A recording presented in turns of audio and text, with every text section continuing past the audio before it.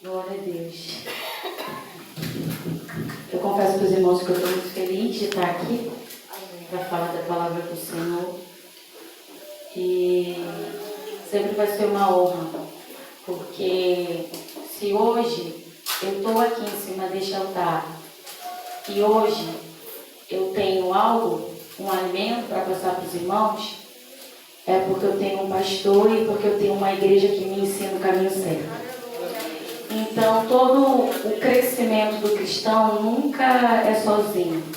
A gente sempre tem alguém do nosso lado que está intercedendo, que está cuidando das nossas vidas. E eu sou grata ao Senhor, primeiramente porque Ele que nos capacita, é Ele que nos chama e Ele que nos garante. E segundamente pela vida dos meus pastores, que estão confiando em mim esta responsabilidade. E a gente sabe, né, irmãos, que quando os nossos pastores colocam algo nas nossas mãos, é porque eles estão vendo talvez até algo que a gente não consiga ver. Mas é o próprio Deus mostrando, né, aquilo que Ele quer fazer com a nossa vida. Então, pastor e pastora, muito obrigada por tudo, pela oportunidade de estar falando da palavra do Senhor. Convido os irmãos a abrir a 1 Reis, capítulo 19. Glória a Jesus. Aleluia. O Senhor é fiel. Todos abriram? Amém? Vou ler até o 7. Diz assim: Jezabel ameaça Elias. E Acabe fez saber a Jezabel tudo quanto Elias havia feito e como totalmente matara todos os profetas à espada. Então Jezabel mandou um mensageiro a Elias a dizer-lhe: assim me façam os deuses e outros tanto, se de certo amanhã, a estas horas, não puser a tua vida como a de um deles.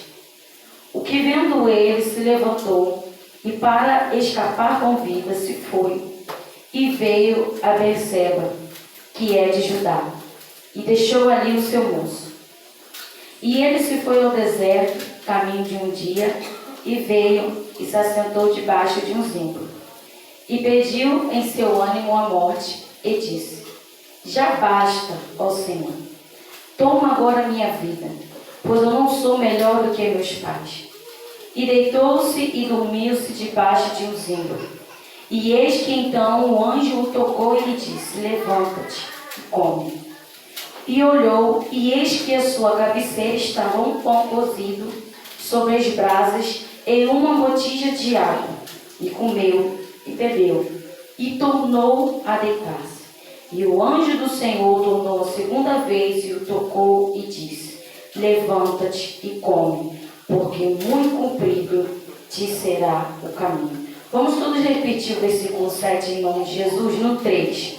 3. E o anjo do Senhor tornou segunda vez, e o tocou e disse: levanta-te e come, porque muito comprido te será o caminho. Aleluia. Pode se assentar em nome de Jesus.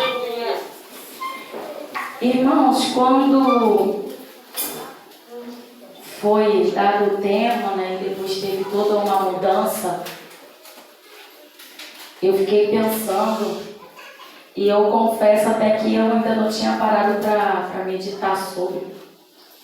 E eu falei, eu acho que, né, como é que vai ser? Acho que vou mudar a mensagem, mas desde o dia que a pastora me fez o convite, falou do tema, essa palavra ficou ardendo em meu coração. E eu entendi da parte do Senhor que eu deveria falar. Então, para a gente entender um pouco esse contexto, eu vou começar explicando a vocês como tudo começou. No reinado de Jeroboão, após a morte de Salomão, Israel foi dividida em 2 reinos: Reino Sul e Reino Norte. Reino Sul era Judá com a capital de Jerusalém, e no norte de Israel, com a capital de Samaria. E Jeroboão reinava no reino norte. E nisso, o povo de Israel precisava oferecer sacrifícios em adoração a Deus. Porém, ele via que o povo tinha que ir a Jerusalém para fazer esse sacrifício. Só que quem reinava sobre Jerusalém, o reino sul, era Roboão, filho de Salomão, que quando ele morreu assumiu seu reinado. Então ele teve a brilhante ideia, vamos dizer brilhante, de criar 2 bezerros, 2 ídolos, para que o povo do reino norte de Israel, que ficava com a capital de Samaria, adorasse ele, para que eles não fossem até Jerusalém oferecer sacrifício. E a palavra diz que para poder eles não se juntar com Roboão e querer ficar contra ele. Então ele chega, faz lá as imagens de adoração e fala para o povo: vem, adora os seus deuses aqui. Esse é o Deus que tirou vocês do Egito. E nisso foram vindo outros reis depois dele, Baasa, Zinri, e Onri, também, que era pai de Acabe. Então, esse rei Jeroboão, ele levou todo o povo de Deus a se voltar e a se prostrar para a idolatria, a adorar ídolos. E nisso, Onri, pai de Acabe, foi reinar. E nisso que ele foi reinar, a palavra de Deus diz que todos eles fizeram a mesma coisa que Jeroboão fez. E ainda até pior. Onri, pai de Acabe, foi rei, reinou, fez as mesmas coisas. E a palavra de Deus diz que ele pecou ainda mais. Então Acabe, assim quando seu pai morreu, ele assumiu seu reinado. É uma herança, uma liturgia, os pais, os filhos. Então ele seguiu a mesma linhagem. Ele pegou e adorava também a ídolos. E a palavra de Deus vai nos dizer que, além de Acabe fazer tudo isso, de ser um adorador de ídolos, como se não fosse nada tão muito, ele ainda casou com uma mulher pagã, Jezabel. Na nossa linguagem, para piorar a situação. Jezabel era filha de... Deixa eu ver aqui, que eu sempre esqueço o nome dele. Etbaal, que no hebraico significa com Baal, literalmente. Então a gente consegue imaginar que o pai dela, o reinado dela, onde ela morava, eles tinham o costume de adorar esse Deus Baal. E esse Deus Baal, de acordo com a Bíblia, alguns versículos vão nos mostrar que eles ofereciam um culto, e nesse culto, geralmente era uma imagem de boi, de touro. Eles se prostituíam de frente à imagem. Eles faziam orgia de frente à imagem. Eles, em alguns casos, eles até se mutilavam para poder adorar esse Deus. Então, quando a gente para poder pensar, quando Jeroboão começou tudo isso, quando Jezabel também já era dessa linhagem de adorar outros deuses, a gente percebe que tudo que nós fizemos aqui na terra, tudo que você liderar, tudo aquilo que os seus liderados vê você fazendo, ele vai dar continuidade ao seu trabalho. Então, ele adorava a Deus, ele edificou um altar para os deuses, e ainda para piorar, Jeroboão, ele levantava os sacerdotes que não eram da tribo de Levi, qualquer um para sacrificar. E a Bíblia diz que o Senhor ficou irado. Então você imagina, ele ia ser levantado numa época que Acabe, fez uma aliança com uma mulher totalmente pagã, que tinha costumes de prostituição, orgias, lascívia. E a palavra também de Deus diz que quando ele foi fazer aliança com Jezabel, ela pegou 450 profetas de Baal, 450 profetas de Asera, trouxe para o povo, no meio do povo de Israel, para poder oferecer ao culto. Ou seja, a adoração a Deus ali estava totalmente aniquilada. O servo de Acabe, ele pegou e escondeu alguns profetas que ainda existiam ali naquele meio. Eles estavam escondidos. Então, Elias foi levantado no meio desse tempo. Um tempo difícil, um tempo de idolatria, um tempo de corrupção. O altar de Deus simplesmente foi destruído e foi levantado um altar para Baal. E o pior do que você levantar uma adoração a um Deus estranho, pior ainda é você levar a gente contigo. Olha aí, João. Olha aí, ó. Além da pessoa não querer fazer algo que desagrada a Deus, ela sempre quer levar outras pessoas a fazerem com ela, porque ela não quer cometer o erro sozinha. Meu Deus. Olha aí, Senhor. Só que a gente vai estudar um pouco sobre a Jezabel. E o nosso costume, né, de ouvir falar disso aqui de espírito de Jezabel, geralmente a gente está associando a mulher, né? Quando a mulher senão está com o espírito de Jezabel, isso aqui, isso aqui lá. Só que o espírito de Jezabel é muito maior e superior do que a gente pensa. Porque a palavra de Deus diz que a Jezabel era perversa e ela era má. Meu Deus. Ela simplesmente era uma mulher que destruiu todo o local de adoração a Deus. Aleluia. Então hoje a gente consegue, às vezes, imaginar que o espírito de Jezabel não é somente, às vezes, uma mulher que quer vulgar, uma mulher que quer se aparecer, ou até mesmo um homem, mas sim uma pessoa que gosta de destruir, que gosta de aniquilar tudo onde o altar do Senhor foi construído. Aonde há adoração, ele não gosta de ficar. Aonde há lugar de sacrifício, ele quer destruir. Como não bastasse tudo isso, esse cenário todo caótico, pecaminoso diante de Deus, o Senhor estava se desagradando totalmente. Elias é levantado. Só que agora o profeta Elias, e eu estudando um pouco sobre ele, o significado do nome Elias é Deus é o meu Senhor. E a gente vê as atitudes de Elias. Porque o nome antigamente, ele tinha um significado indicando a personalidade e quem era a pessoa. Se você falasse quem era Davi, as pessoas iam saber.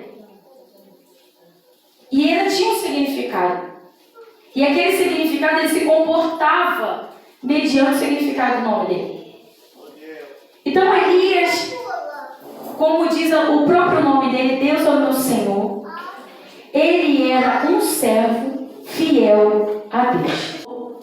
Onde as pessoas geralmente eram um pouco mais rude, musculosas para o trabalho. E a gente consegue mais ou menos, né? Eu estou querendo explicar para vocês entenderem mais ou menos como era Elias. E por que ele foi levantado para esse tempo. Então vamos dizer que Elias era um cara forte, decisivo, firme, convicto de quem ele era.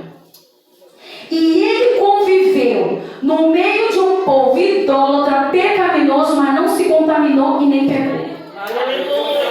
Porque ele sabia o Deus que ele servia. E ele faz uso ao nome dele. Deus é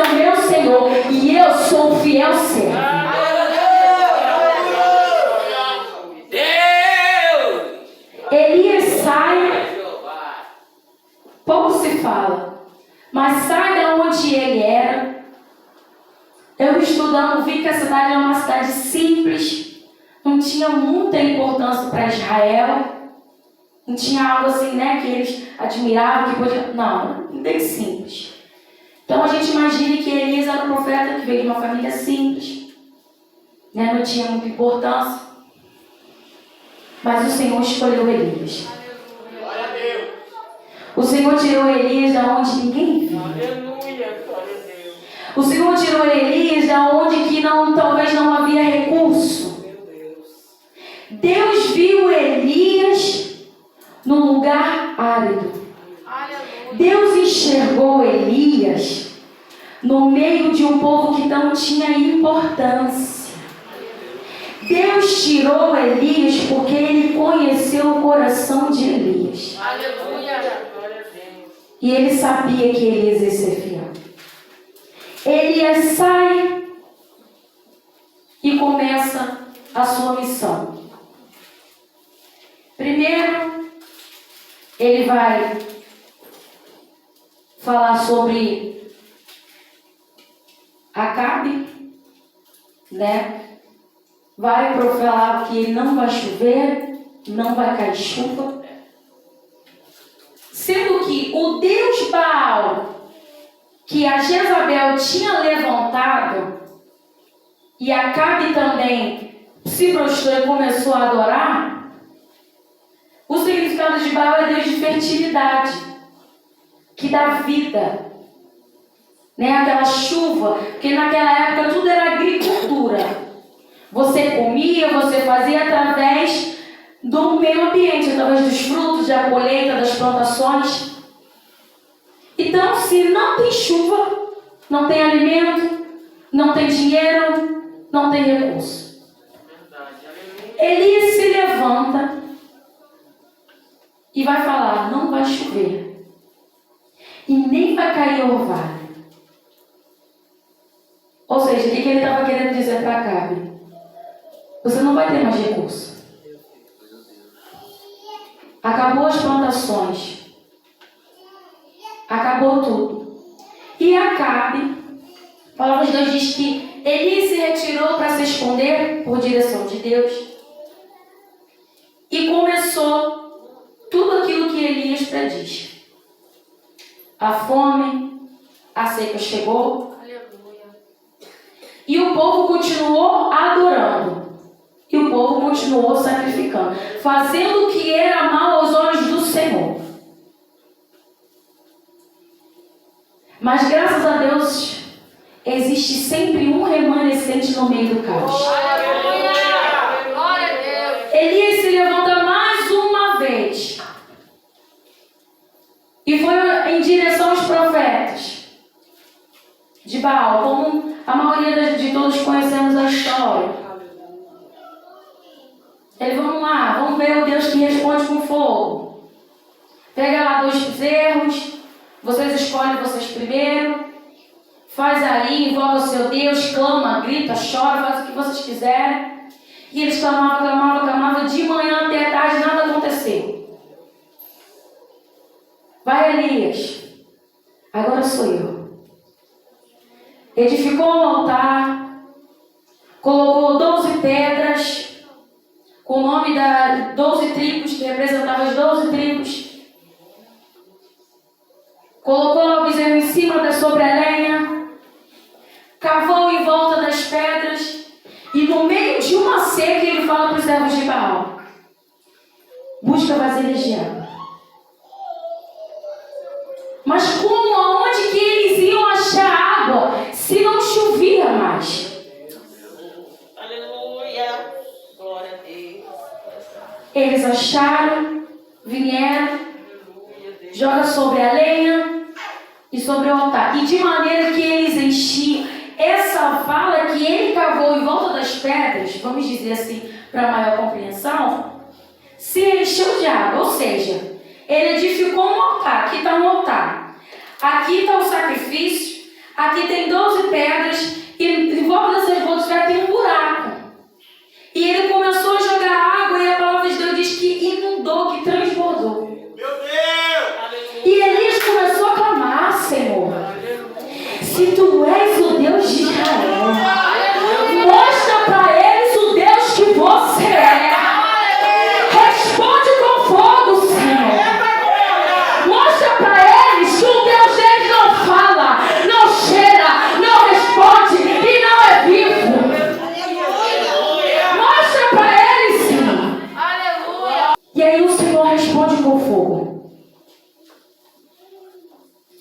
começaram a se ajoelhar, falar: verdadeiramente este é o nosso Deus.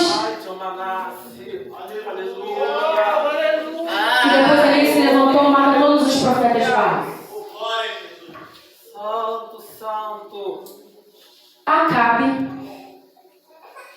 foi contar para Jezabel a quem ele fez a aliança.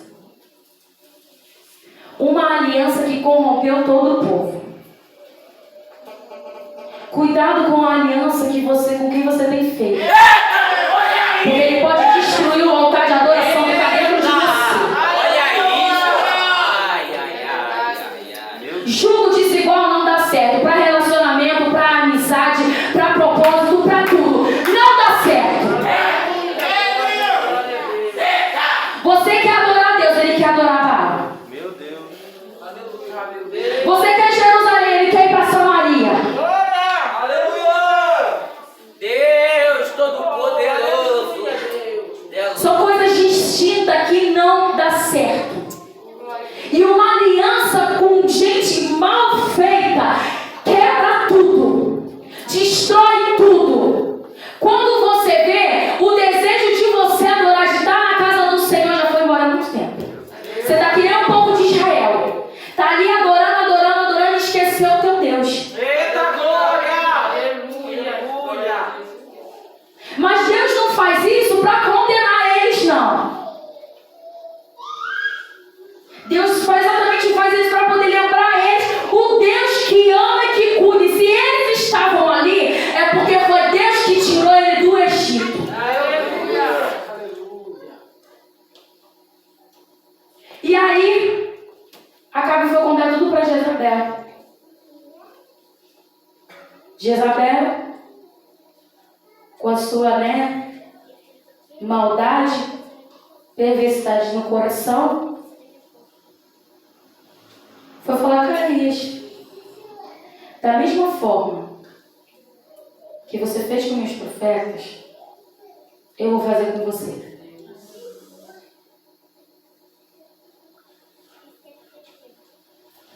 E sabe o que é engraçado? Quando a gente faz uma aliança errada, e depois a gente vai perceber que não vai dar certo.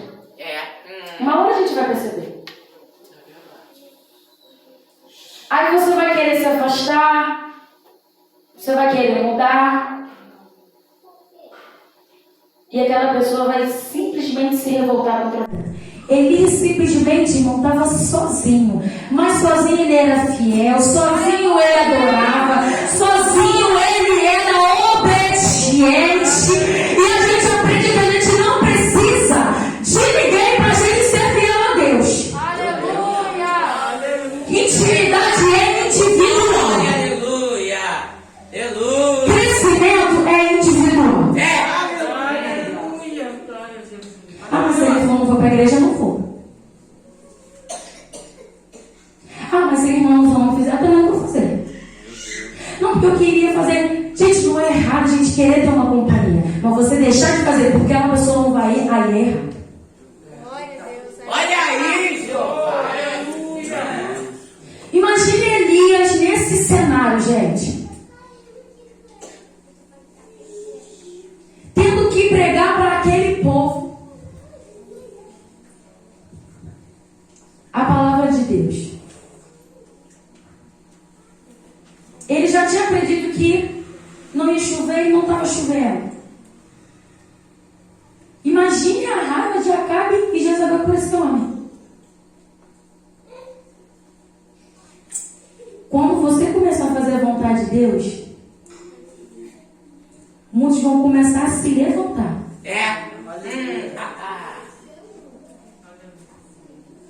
Porque Deus vai usar cada um de nós aqui nessa terra Aleluia! Glória a Deus! para estabelecer altar de adoração. E nos se intimida se tiver altar de adoração a Baal, fala: eu não vou destruir, não. Aí é pecado do fulano. O fulano está pecando, o problema é dele.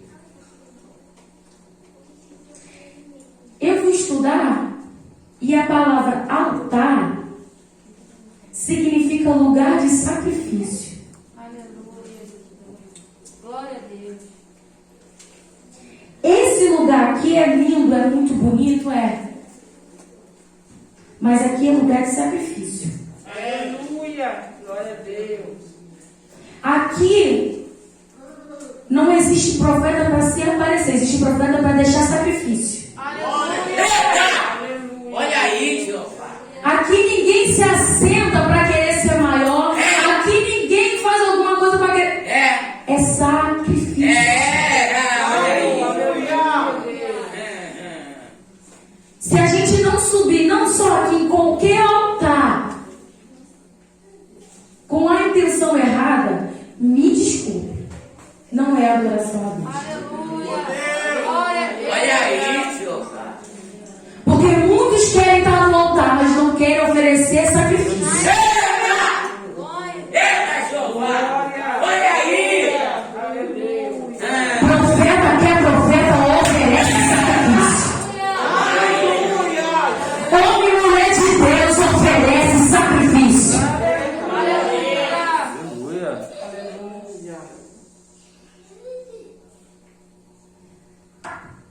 Elias,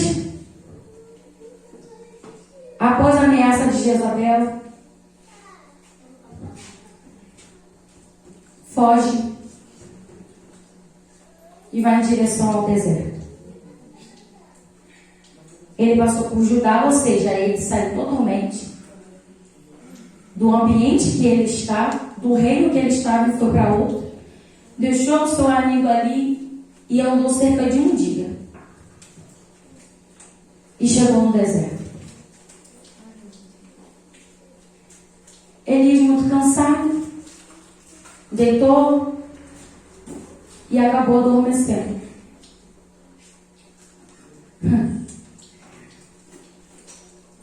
O anjo lhe tocou e falou: levanta e come. Por que Elias estava fugindo?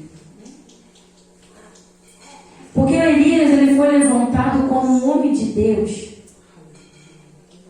para combater a idolatria que o povo de Deus estava fazendo, para combater a atitude errada que o povo de Deus estava tendo. Poucos têm essa coragem. Só que eu estou aqui nessa noite para dizer para mim e para todos vocês: cadê o profeta Elias?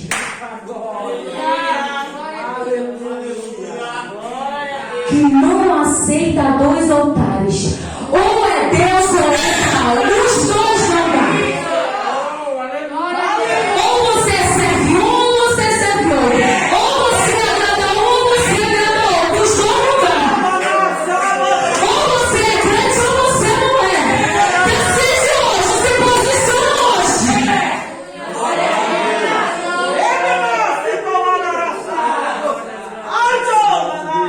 É decisão, meu irmão. Mas eu digo não é fácil não, mas Deus garante. Deus respalda, Deus corta.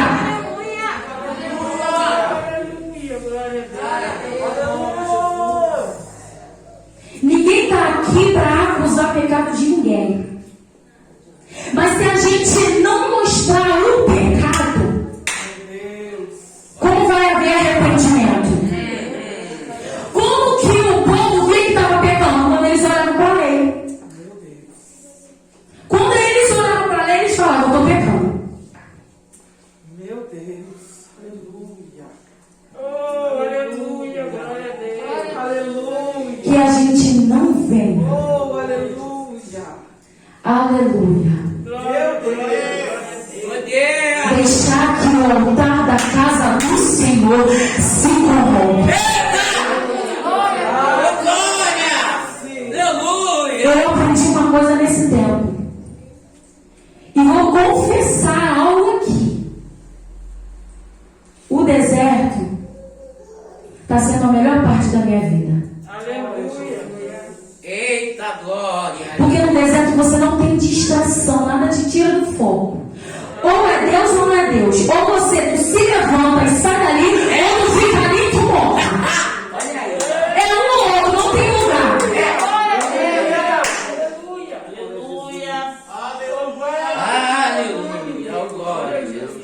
Eu aprendi uma frase com uma pessoa que ela fala assim: gostou de mim, amém. Não gostou, são dois favor. Eu não vou negociar os meus valores. Eu não vou negociar os meus princípios. Eu não vou negociar a minha adoração a Deus para eu fazer aliança com quem não tem o mesmo propósito que eu. Eu não vou permitir que na casa do Senhor, em qualquer outro lugar, venha levantar altares que não louvam o nome do meu Senhor. Eu ainda sou remanescente. Eu ainda sou a glória de Cristo aqui nessa terra. E o Senhor, mesmo que eu sou perseguido por Jezabel, por Acabe, por profeta Nabaal, Ele me garante, Ele me guarda.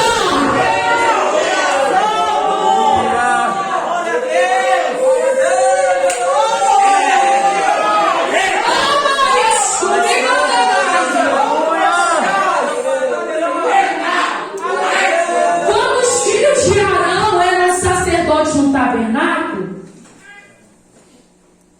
eles pegaram e foram fazer um sacrifício. Só que a Bíblia diz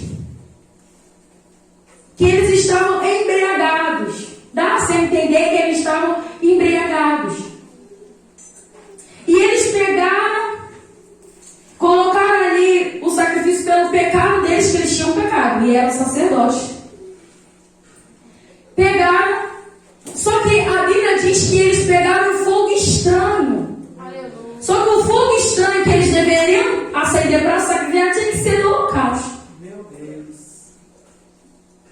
E como a Bíblia diz fogo estranho, significa que aquele fogo não era dali. Aleluia, Jesus. Meu Deus. Sabe o que aconteceu, irmãos? Deus fulminou eles. Eles morreram na hora. Hoje nós vivemos na dispensação, que significa um tempo da graça.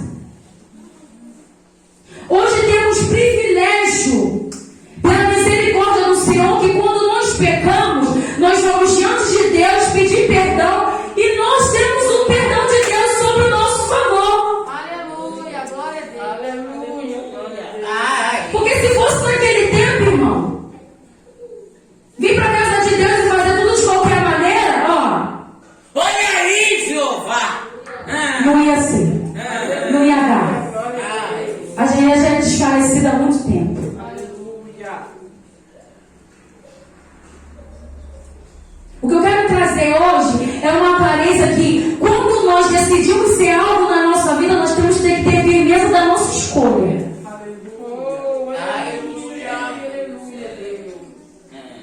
Santidade convém à casa do Senhor. A casa do Senhor é lugar de santidade. Isso é inegociável. Nossa, Senhor, você está querendo que tem que ser santo o tempo todo? Não é isso.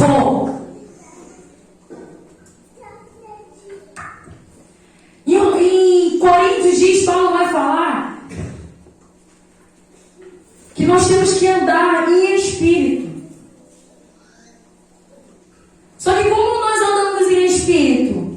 Através da meditação da palavra de Deus. Então tudo quanto a gente fizer na nossa vida, na nossa vivência, em tudo, nós temos que estar continuamente meditando nisso aqui. Porque se a gente não meditar, às vezes a gente está errando e nem está sabendo. E Deus requer santidade. Isso é inegociável. Isso foi lá atrás. Isso foi durante a época de Jesus e ainda continua. Santidade convém à minha casa. O profeta Elias se posicionou porque ele era santo. A palavra de Deus diz: seja santo como eu sou santo. Não tem mistura. Você é separado. Sabe o que significa isso? Você não é como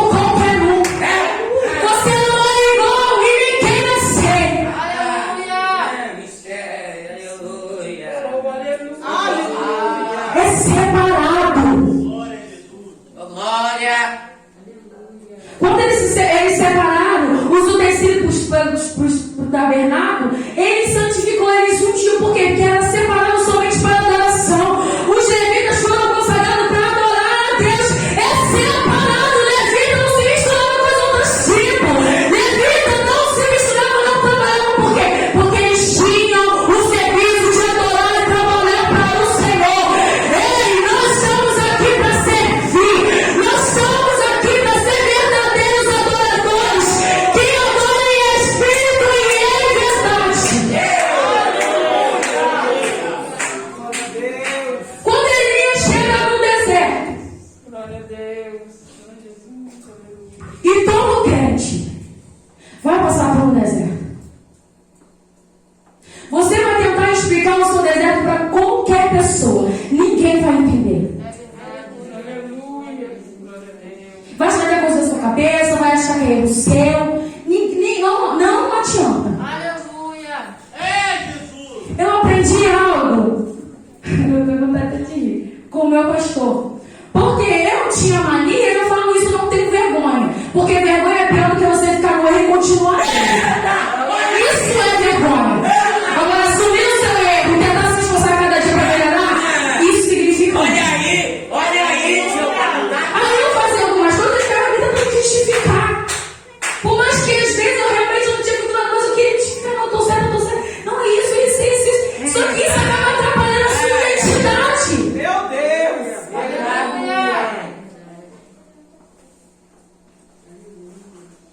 Aí eu lembro, eu não sei se algum dos irmãos estava aqui no dia do culto, que teve um rapaz, eu não lembro quem, que entregou algo para mim ali na cadeira e logo em seguida entregou para a pastora. E ele pegou e falou assim: Deus falou, eu vou te tirar dos bastidores Aleluia. Glória a Deus. e vou te colocar no meio da congregação. Quando a pastora me chamou para pregar, eu lembrei disso na hora. Olha eu aqui. Glória a Deus. Aleluia. Eu era a primeira secretária da CIB. Eu era a segunda secretária da igreja. Eu era a secretária da escola bíblica dominical. E algumas pessoas falavam assim: Marcele, você precisa estudar mais a Bíblia. Marcele, vai orar mais. Porque realmente muita responsabilidade acaba nos sobrecarregando. Mas isso também não impede de buscar a Deus. Aí o pastor, né, do jeitinho que ele é tão carinhoso, falou assim: ó, doutrina, palavra, cadeira. Ele se retou e começou a fazer isso. Quando o Senhor falou comigo ali, eu não entendi. Mas sabe o que é? Ele estava me encaixando para o lugar que eu deveria estar há muito tempo. Existe um propósito para cada um de nós. E nós temos que estar no lugar desse propósito. A gente tem que viver no centro da vontade de Deus para a nossa vida. E quando a gente não se colocar na posição a qual nós fomos chamados, realmente, parece que vai tudo ficar desandando. Tudo vai dar errado. Você, quando está na presença de Deus, quando você está no centro da vontade de Deus, você está no deserto, não, você está crescendo. Você está no deserto, não, você está dando fruto. Você está no deserto, não, você tem a presença de Deus. Sabe o que quem está falando aqui? O anjo está falando aqui para Elias. Elias falou assim: eu não sou melhor que meus pais, eu quero morrer. Por causa que ele estava sofrendo uma pressão muito grande, por causa da ameaça de Jezabel contra a vida dele. Porque ele simplesmente estava pregando a palavra de Deus, estava fazendo a coisa certa. E eles não queriam a coisa certa no meio deles. Aleluia. E por causa de você fazer a coisa certa, você vai ser perseguido. Eu sei que o mundo te ensina, mas vai fazer. Aleluia. Portanto, Jesus, ele não deixa ninguém enganado.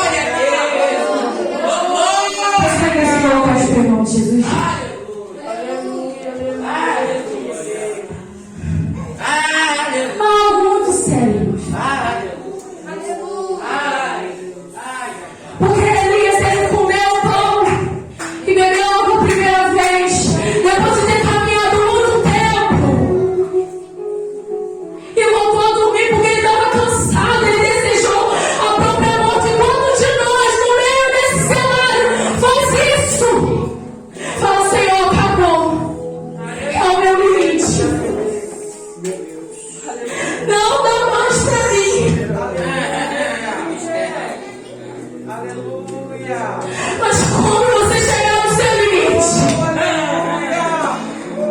vai vir um Senhor diante de você. Com uma bandeja, com pão e água, dizendo: se alimenta e levanta. Eu sou contigo, pega o ânimo. Muito grande é o caminho que você vai ter que percorrer, Elias. Levanta, Elias. Levanta, Elias. A coragem, ela só vem quando a gente bate de frente com o medo. E eu sou prova viva disso. Quantas vezes eu entrava por essas portas aqui e eu não sabia como eu cheguei nessas cadeiras. E eu falei assim: Senhor, o que eu faço? O que eu faço, meu Senhor? E o Senhor falava para mim: só que se lança da minha presença. Porque a minha promessa e a minha presença te respaldam. Hoje eu posso não ter tudo que eu quero. Hoje eu não posso estar vivendo um momento melhor da minha vida. Mas sabe o que eu e você temos? Nós temos uma promessa. E ela é suficiente. O homem vai te prometer, mas talvez ele não vai cumprir. O homem vai falar para você que vai fazer, mas vai chegar na hora ele vai dar uma desculpinha. Mas Deus não é homem para que minta. E se ele diz não, ele vai que se arrependa. Se ele te prometer, ele vai cumprir. Elias triunfou sobre todas as adversidades. Porque Elias era super-homem. Porque Elias era fogo do céu. Ele fez fogo do céu cair, mas ele era homem que nem eu e você. Ele fez fogo do céu cair, mas ele sentiu medo. Ele quis se esconder. Quando ele se escondeu na caverna, ele viu tudo, viu o terremoto, viu o vento. E a Bíblia diz para falar que Deus não estava ali. E a voz de Deus: o que fazes aqui, Elias? O Senhor estava na caverna junto com Elias. E Elias viu tudo isso, e falou: Senhor, estão me perseguindo, querem me matar. O povo de Israel se afastou dos seus altares e o Senhor está falando: o que faz aqui, Elias? Você questionou o teu problema, não vai adiantar. Mas se você se sair dessa caverna, ouvir uma voz sussurrando no teu ouvido, você vai começar a ver as promessas de Deus se cumprir na tua vida. Elias foi levado ao céu, foi separado por Eliseu para uma carruagem de fogo. Mas a presença vai estar continuamente junto com você. Vai ter carruagem de fogo, anjos. Vai ter o poder de Deus sobre a sua vida. Te assegurando, te respaldando no meio desse processo. Para encerrar, eu quero dizer algo. Essa palavra nos mostra que temos que ser como Elias. Não aceitar o pecado. Não se acostumar, gente. Não se acostumar, gente. Vamos, Senhor, não tem nada a ver. Mas esse nada a ver, Jezabel chamou os 450 e colocou dentro da casa de Deus. Nada a ver com essa coisa de Jezabel. Destruiu tudo. O pecado, ele vai destruir tudo que há de dentro de nós, que nós construímos para o Senhor. Ele vai destruir tudo que a palavra injetou dentro de você. A palavra de Deus tem poder para te fazer do mal, para te libertar de cadeias, de mente, de alma, de enfermidade. A palavra de Deus vai dizer que ligado na terra vai ser ligado no céu. Sabe o que é isso? Elias tinha ligação no céu. Elias falou para os soldados. Quando a casinha ficou doente, os soldados chamaram fogo do céu vai matar você. O fogo desceu do céu, desceu na hora e matou aqueles homens. É porque Elias era bonzão? É porque Elias era profeta? Não, Elias era obediente. Elias não se corrompeu por um pouco de prazer momentâneo. Veio as aflições, Elias foi fiel. E nessa noite eu quero dizer pra mim e pra você: não se desvalorize. Não deixa o pecado.